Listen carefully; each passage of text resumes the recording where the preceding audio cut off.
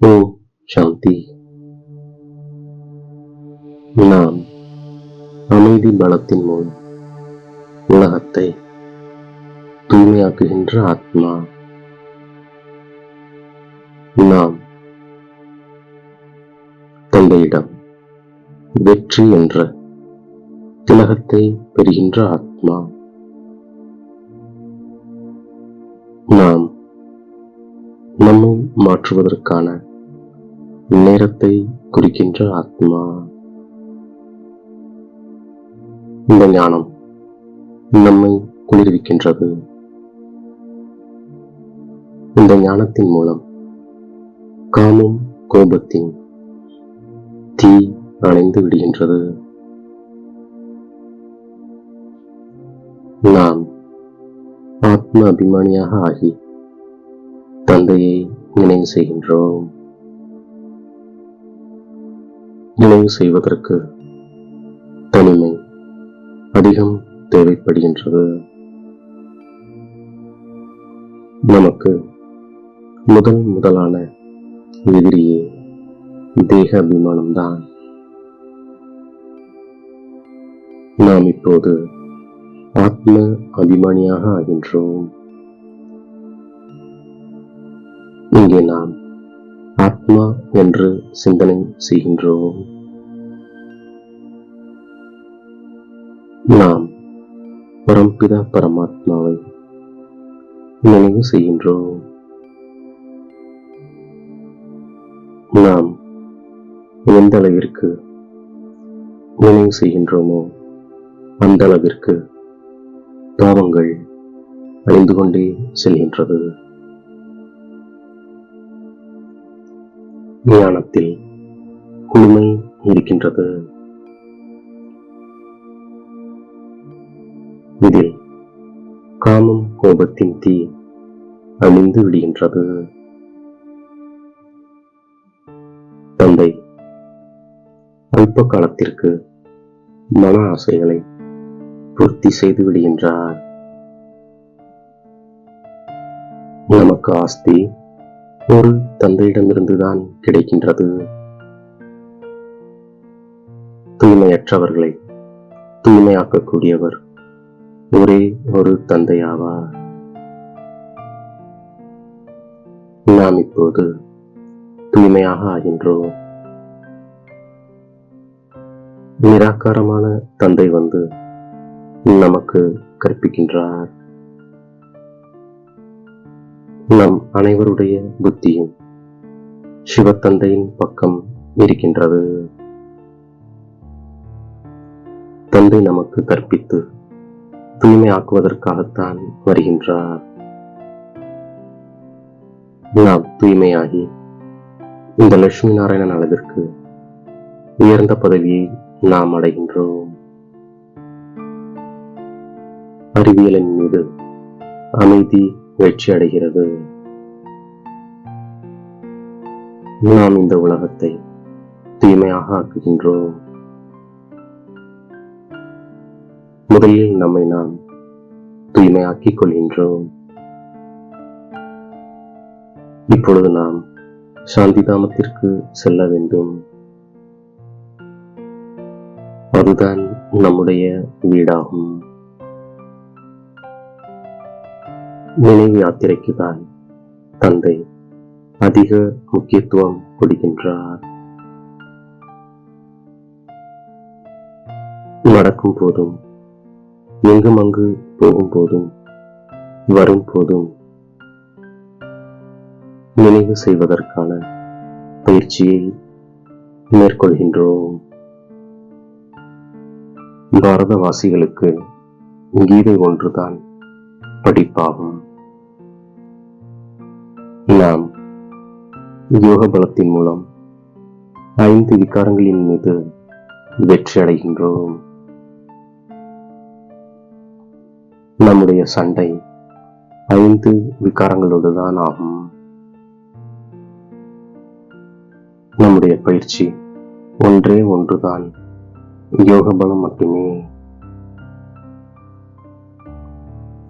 நாம் இப்போது பூஜிக்கத்தக்க தேவதையாக ஆகின்றோம்.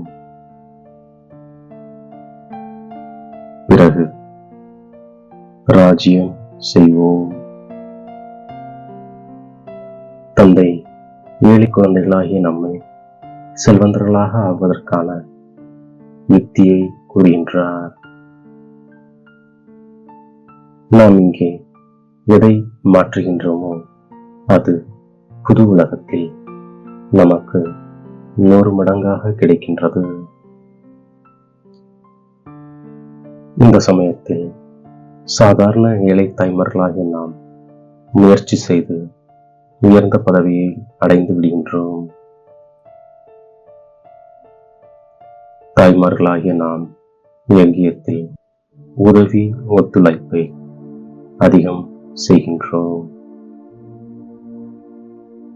ஆன்மீக தந்தைதான் வந்து ஆன்மீக ஞானத்தை கொடுக்கின்றார்.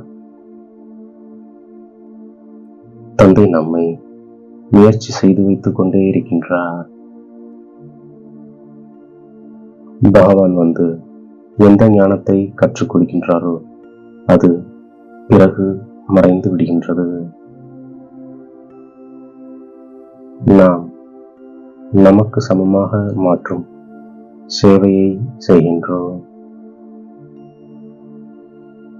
நாம் இப்போது வானப்பிரஸ்திகளாக இருக்கின்றோம்.